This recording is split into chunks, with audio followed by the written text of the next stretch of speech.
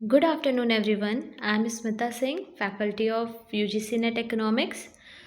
आज मैं आपके लिए लेकर आई हूँ थ्योरी ऑफ प्रोडक्शन, हमारा जो कि सेकंड टॉपिक है माइक्रो इकोनॉमिक्स सिलेबस का। ओके, सो स्टार्ट करने से पहले आपने अपने आंसर कीज़ वगैरह तो देख ही ली होंगी, और साथ ही में आपको एक्सपेक्टेड कट ऑफ आपको आइडिया हो गया होगा कि आपका एग्ज़ाम क्लियर हो रहा है, आप पास हो रहे हो या नहीं हो रहे हो। ओके, सो अगर जिनका एग्ज़ाम क्लियर हो रहा है वेल एंड गुड, और जिनका एग्ज़ाम जो नहीं क्लियर हो पाया इस बार, so don't take tension and start preparing for the UGC NET June 2026, जिससे अब की बार जो अपकमिंग एग्ज़ाम है हमारा जून 2026 में, वो आप अच्छे से क्लियर कर सकें। अभी आपके पास अप्रॉक्स 6 मंथ का टाइम है, तो आप उसको अच्छे से यूटिलाइज़ करें और अपने एग्ज़ाम की प्रिपरेशन अच्छे से स्टार्ट करें। ओके, तो अब हम अपने टॉपिक पर आ जाते हैं, और ये जो यूजीसी नेट इकोनॉमिक्स की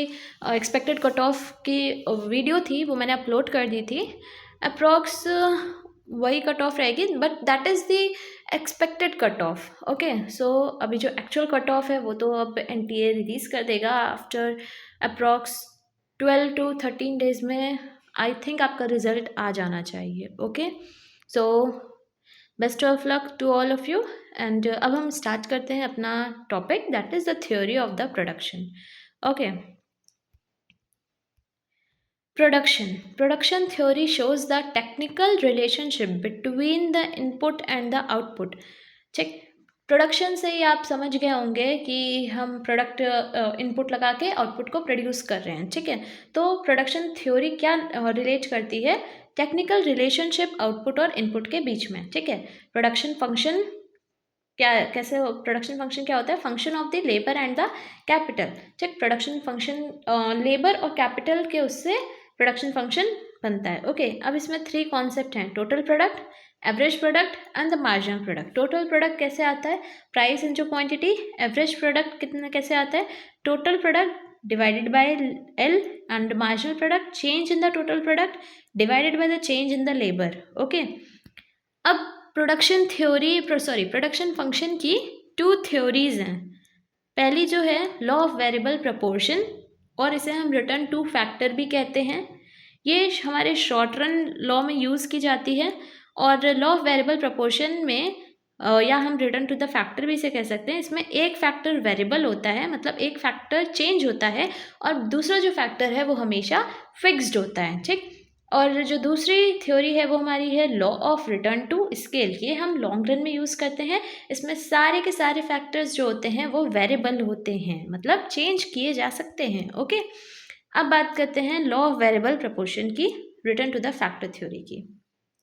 okay, it is regarded as an important theory in the economics. Check, it is the law which state that when the quantity of one factor of production is increased while keeping other factors constant, it will result in the decline of the marginal product of that factor। Okay, ये law क्या कहता है कि अगर मान लो हमने एक factor of production की क्वांटिटी को बढ़ाया है, बाकी अदर फैक्टर्स ऑफ प्रोडक्शन जो है उनको कांस्टेंट रख के, तो इससे क्या होगा? जिस फैक्टर ऑफ प्रोडक्शन की क्वांटिटी को हमने बढ़ाया है, उसका जो मार्जिनल प्रोडक्ट है उस फैक्टर का, वो हमारा कम होने लगेगा। ठीक, मतलब हम जिस फैक्टर की हम क्वांटिटी बढ़ा रहे हैं, उस फैक्टर की क्वांटिटी बढ़ाने से उसका जो मार्जिनल प्रोडक्ट है उस फैक्टर का, वो डिक्लाइन होने लगेगा जब हम बाकी फैक्टर्स जो हैं वो कांस्टेंट रखेंगे। ओके, तो इसके एजम्पशंस कुछ हैं। शॉर्ट रन लॉ में यूज़ होता है, हमेशा याद रखना, ये कभी कभी आपके एग्जाम में भी आ जाता है। ठीक, कभी कभी एजर्शंस और स्टेटमेंट में फॉर्म में भी आ जाता है, तो उसमें आप कंफ्यूज हो जाते हो। ठीक, याद रखना, रिटर्न टू द फैक्टर हमेशा ही शॉर्ट रन लॉ में यूज़ किया जाता है, और return to the scale long run law में यूज़ किया जाता है। ओके, और जो रिटर्न टू द फैक्टर है, this law is applicable to all the fixed factors. Okay, and all the variable factors are equally effective. Okay, अब इसका हम डायग्राम देख लेते हैं। डायग्राम से आपको आसानी से समझ में आ जाएगा। ओके, तो ये देखिए, ये हमारा डायग्राम है। जो हम अब हम पैनल 1 में देखते हैं, ठीक। पैनल 1 हमारा एक्स वाई एक्सिस पे क्या रिप्रेजेंट कर रहा है, टोटल प्रोडक्ट, और पैनल 2 हमारा एक्स एक्सिस पे सॉरी वाई एक्सिस पे क्या वो कर रहा है, मार्जिनल प्रोडक्ट को रिप्रेजेंट कर रहा है, ठीक। टोटल प्रोडक्ट हमारा पैनल ए में है, ध्यान से सुनिएगा, और जो मार्जिनल प्रोडक्ट है वो हमारा पैनल बी में है, ओके। और नंबर और एक्स एक्सिस पे दोनों में हमारा यूनिट ऑफ वेरिएबल फैक्टर है, ठीक। बात करते हैं हम पहले वाले पैनल की बात करते हैं जो टोटल प्रोडक्ट को रिप्रेजेंट कर रहा है, ठीक। टोटल प्रोडक्ट का कर्व आपने देखा, दैट इज दिस, और मार्जिनल प्रोडक्ट अब पैनल 2 में आते हैं, मार्जिनल प्रोडक्ट का कर्व हमारा ऐसे है, ठीक। तो ये जो है जब पहला पैनल देखेंगे, टोटल प्रोडक्ट इंक्रीज कर रहा है जहाँ पे एट द पॉइंट क्यू, ठीक, टोटल प्रोडक्ट हमारा इंक्रीज कर रहा है एट द पॉइंट क्यू, ये क्यू जो है ये हमारा पॉइंट ऑफ इन्फ्लेक्शन है, ओके। हमारा पॉइंट इंक्रीज कर रहा है टोटल प्रोडक्ट, और फिर ऊपर जाके ये एक टाइम पे मैक्सिमम हो जाता है, टोटल प्रोडक्ट मैक्सिमम हो जाता है, और फिर उसके बाद जो थर्ड स्टेज होती है वो हमारी, उसमें टोटल प्रोडक्ट हमारा डिक्रीज होने लगता है, ठीक। ये देखिए एम पॉइंट पे जो हमारा टोटल प्रोडक्ट है वो मैक्सिमम है, और उसके बाद जो टोटल प्रोडक्ट है वो हमारा डिक्रीज करने लग रहा है, ठीक। अब यहाँ पे पैनल 2 की बात कर लेते हैं जो मार्जिनल प्रोडक्ट इंडिकेट कर रहा है।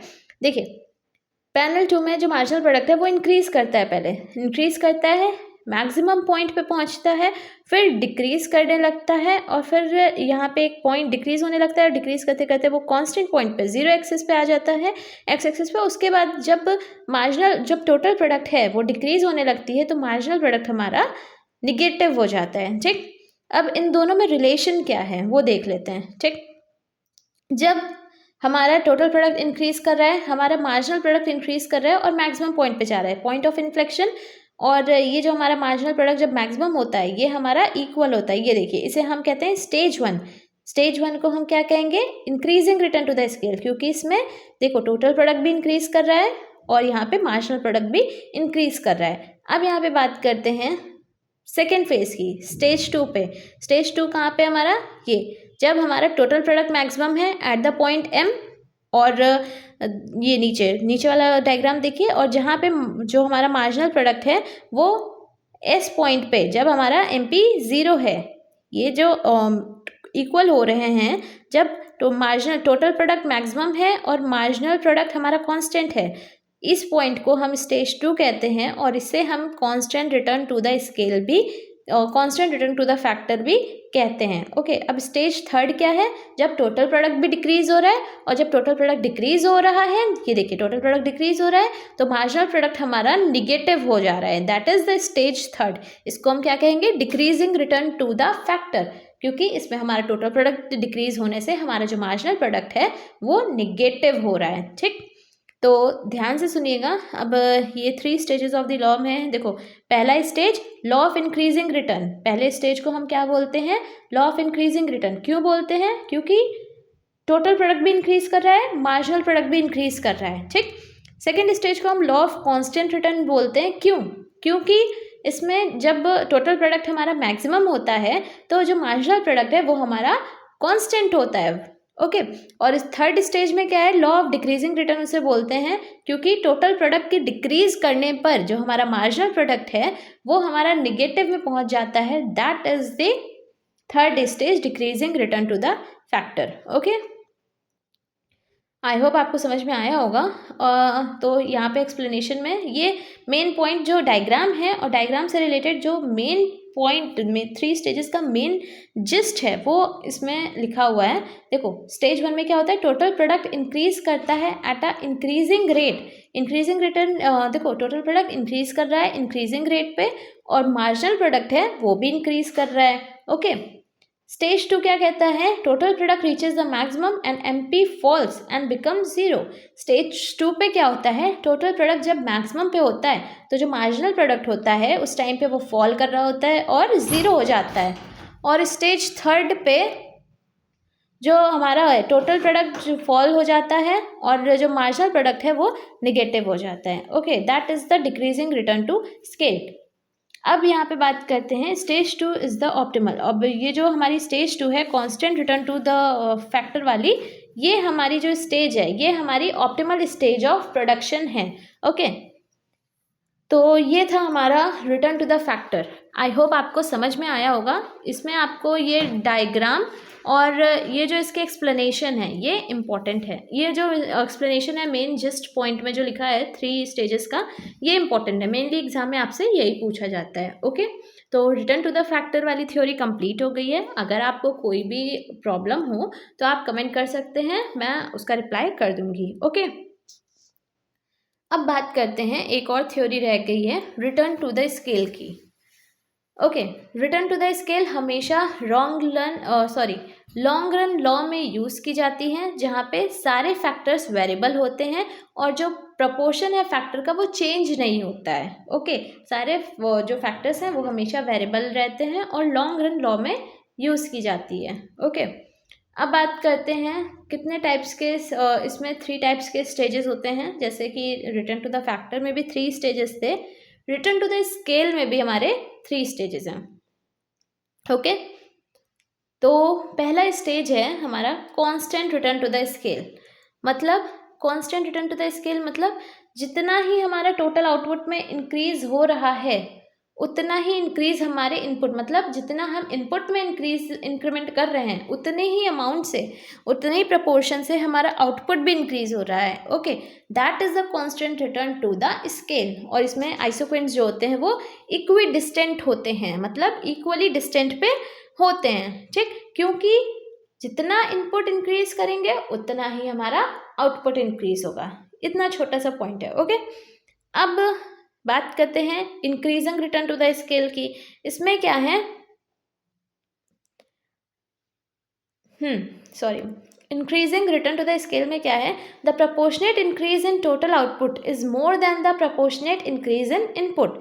ठीक, मान लो हमने इनपुट में जितना इंक्रीमेंट किया था, जितना इंक्रीज हमने इनपुट में किया था प्रोडक्शन के टाइम पे, लेकिन हमारा आउटपुट जो है वो हमें ज़्यादा मिल रहा है। हमने इनपुट किया, हमने मान लो इनपुट किया 50 यूनिट का, लेकिन हमें जो आउटपुट मिल रहा है वो 100 यूनिट का मिल रहा है। दैट इज़ दी, यही मतलब है increasing return to the scale. मतलब इनपुट हमने कम किया लेकिन आउटपुट हमें ज़्यादा मिल रहा है, that is the increasing return to the scale.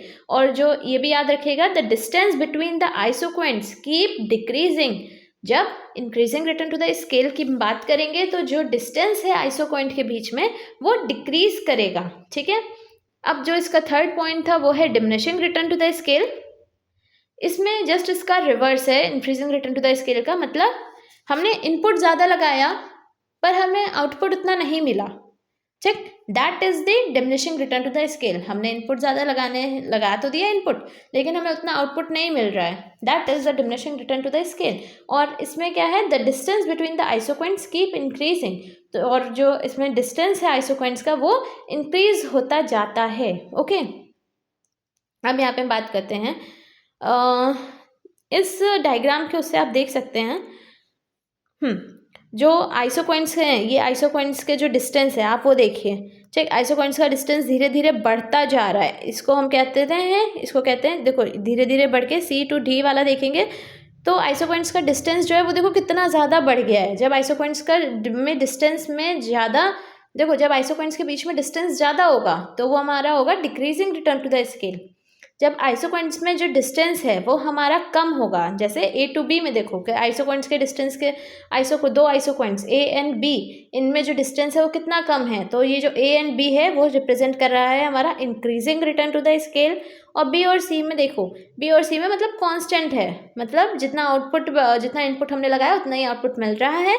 आइसोक्वेंट्स मतलब ये equidistant, same equal distance पे हैं, तो इसे हम कहते हैं constant return to the scale. और decreasing return to the scale में क्या है, हमारा देखो C और D में कितना डिस्टेंस बढ़ गया है दो आइसोक्वेंट्स के बीच में, तो ये है हमारा, जब डिस्टेंस बढ़ जाएगा आइसोक्वेंट के बीच में तो वो होगा हमारा decreasing return to the scale.